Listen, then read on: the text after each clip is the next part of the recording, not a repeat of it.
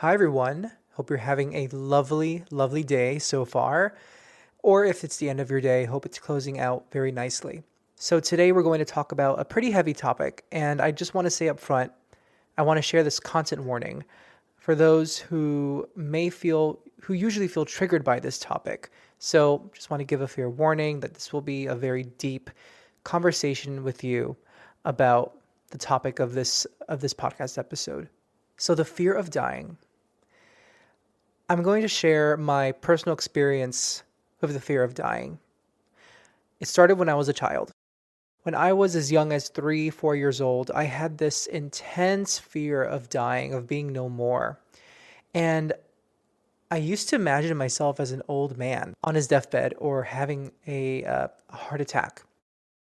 And it would freak me out. I remember being in the backseat of the car, being picked up from daycare and coming home from daycare with one of my parents, and I would have a panic attack in the backseat of the car, and I would start crying, and I would say like, "I don't want to die. I don't want to die." And to clarify what a panic attack is, I'm going to read the definition by the Mayo Clinic. So, according to the Mayo Clinic, a panic attack is a sudden episode of intense fear that triggers severe physical reactions when there is no real danger or apparent cause. Panic attacks can be very frightening. When panic attacks occur, you might think you're losing control, having a heart attack, or even dying. Under the section about causes, it says it's not known what causes panic attacks or panic disorder, but these factors may play a role. Genetics, major stress, temperament that is more sensitive to stress or prone to negative emotions, certain changes in the way parts of your brain function. They may come on suddenly and without warning at first, but over time, they're usually triggered by certain situations. Some research suggests that your body's natural fight or flight response to danger is involved in panic attacks. For example, if a grizzly bear comes after you, your body would react instinctively. Your heart rate and breathing would speed up as your body prepared for a life-threatening situation. Many of the same reactions occur in a panic attack, but it's unknown why a panic attack occurs when there is no obvious danger present. So that is from the webpage by the Mayo Clinic about panic attacks and panic disorder. So when I say that I struggled with panic attacks when I thought about death as a child, I didn't know there were panic attacks growing up, but looking back, I know they were. I would start hyperventilating, I would start crying, and I just felt this intense fear, like I would literally feel my body tense up, my whole body tense up, all the muscles in my body, especially the muscles on the back of my neck and on my shoulders, and I would start crying and hyperventilating. In my teenage years, I didn't think about death as much. I did to the extent that I thought about death in regards to religious, lessons in my religious school about heaven and Jesus Christ and folks on the other side, angels and guardian angels and heaven and hell. But I really didn't think about it too much as a teenager to the point that it caused many panic attacks or anxiety attacks. In my college years and on, those fears came back. And I was thinking about this earlier. Where did this fear of death come from? To be honest, at the age of 3 or 4, I don't know how I would have started thinking about death at that age, such an early age. So I have no clue. In my young adult years, I think that becoming a very religious person and thinking about hell as a gay man, a gay Christian man at the time, and then going into a born again phase where I tried to get rid of my homosexuality by becoming more religious, I'm sure those factors contribute to my fear of death, to my fear of what's on the other side and where will I end up on the other side because I'm a homosexual man. But in regards to my childhood, I can't put my finger on why at such an early age I had such a big fear of death. It may be because in my early childhood years, I would hear about the death of people in our family, like my dad's great aunt dying. I was made known about that. I never knew her, but it was just made known to me that my dad's aunt passed. And I remember that memory as a kid, hearing that news. Also, I was always told that my grandmother and my uncle are always looking after me from the other side. So I had an awareness of there being a beyond after this life. And maybe, and I just want to say that my parents telling me those things about people on the other side and loved ones on the other side, I think it was really important. And I think just my brain registered that, positively, and also a little bit, it probably triggered that fight or flight response, because then I thought of, wait, if other people can die, that means I can die. That means I need to not die. I can't die. I'm not going to die. I would just, yeah, I think it did sometimes the opposite effect, and that's to no fault of my parents, because I don't plan to have children myself, but if I were, I would have spirit and discussions about spirit be a part of my child's upbringing. That's personally how I feel.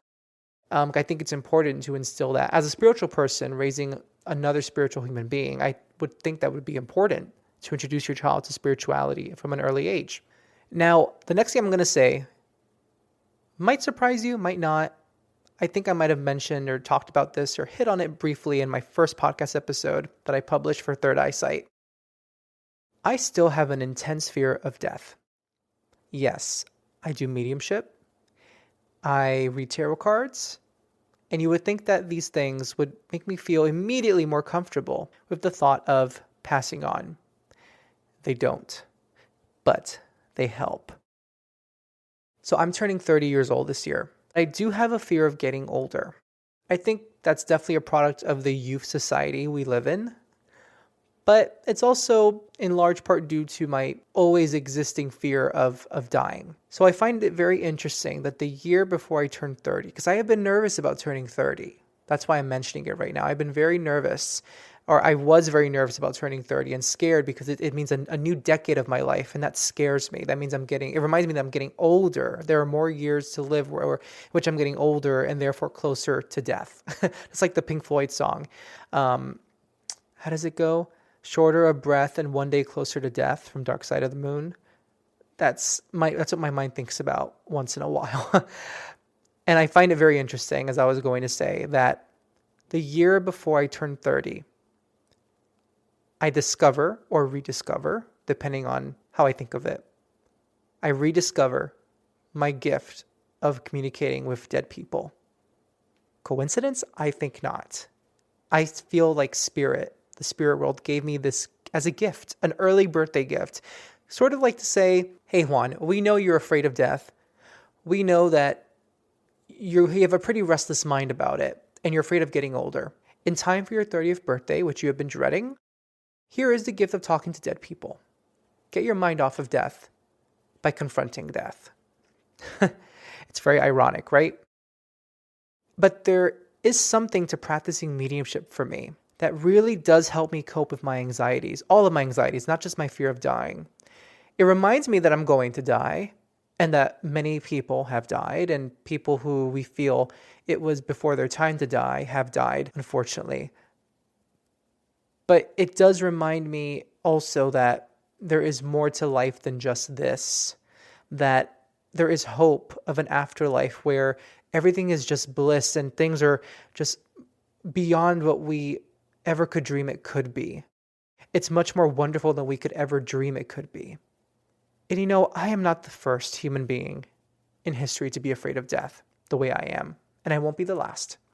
And I think that what tapping into my mediumship abilities and continuing to read tarot for people, because tarot, for some people, reading tarot cards has less to do with death and mortality and more to do with the message of the current moment, a message for the current moment and what a person needs to know at the moment or what they need to know for a future moment. But for me, tarot cards do draw in spirit and spirit energy and spirit guides. For me personally, how I read. So there is still that reminder of a hereafter. So I think to kind of put a cap on this subject, I'm learning more and more very, very slowly that I need to accept the fact that I'm going to die one day. I don't know when that will be, but I hope it's when I'm very old, because to be quite honest, I really love living. I feel very privileged to say that I have a life that I really enjoy living. And I love experiencing the world, as crappy as it can be sometimes. I really do enjoy my life. And I know not many people can say the same for themselves in their lives. And my heart goes out to them. I recognize the privilege I have to be able to say something like that. And it's one reason that I have my fear of dying, because I do enjoy living. So I think there is definitely acceptance on my part to do. And if you're also afraid of dying like I am, I mean, I don't know if it's to the same intensity, but whether it is or not, just know we're in this together, because you know what, girl? We're all going to die one day. That sounds so morbid, but it's the truth. We're all going to die one day. We're all in this together, and we don't need to face life alone. We don't need to face this fear of death alone. We're just living the human condition. As I like to say now, very often, we are souls living human experiences. We are souls living in human bodies. We are infinite. We come from the same source. We are all one. We really are. I know that's been said many times and may sound cheesy to some, but we really are. We are all the same. Inside, we are all the same. We are all souls living human experiences. So you're not alone.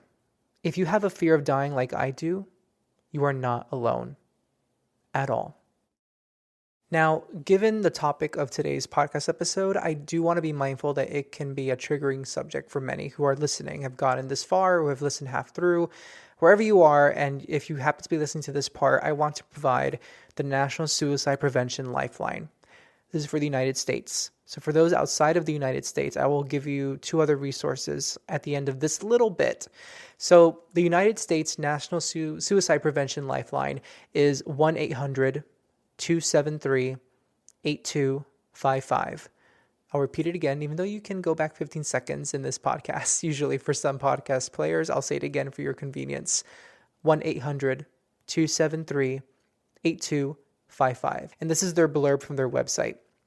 The National Suicide Prevention Lifeline provides free and confidential emotional support to people in suicidal crisis or emotional distress 24 hours a day, 7 days a week across the United States. The Lifeline is comprised of a national network of over 180 local crisis centers, combining custom local care and resources with national standards and best practices. For those who are outside of the United States, I did a quick Google search, and I did find two resources. One is, if you look for Wikipedia, maybe you can search in the Google browser bar, Wikipedia followed by list of suicide crisis lines. You will find the Wikipedia page that is called List of Suicide Crisis Lines, and it provides numbers for across the globe, various countries. I also found the website called findahelpline.com. That's findahelpline.com. So thank you for bearing with me as we talk about a difficult subject today. And I just want to leave you with, number one, I know it's not easy to listen to this topic. It's not easy to talk about it. I do feel it is important because this is part of our life to live. But the most important takeaway I want you to have is that I truly believe that our loved ones, that their energy has continued on to the other side. I don't know what that other side looks like. I don't know what it feels like to be on the other side. I don't know how it happens that loved ones can come through some of us and channel messages for those that are still in the physical world. It's mind-blowing to me still, but it happens. It's one of those things that I wouldn't believe it if it weren't me hosting this podcast and telling you, if I were listening to somebody else talk about it in my position. But it happens. So know that your loved ones are with you in energy, in spirit, that you can communicate with them. It just takes some practice and some quieting the mind. I really know that your loved ones are hearing your prayers. The answers may not always be what we want, but the prayers are heard. And with that, I want to say again, thank you so much. And I hope to see you in next week's episode, which I promise will not be on this topic again. And I will not talk about this topic for a very long time. But that being said, let's do this together because we are in it together. See you next time. If you have a question or topic you want me to cover on Third Eyesight, head to my website, juanfranciscospirit.com/contact, and send a message my way. If you really enjoyed this episode, leave a review wherever you listen. I'd really appreciate it.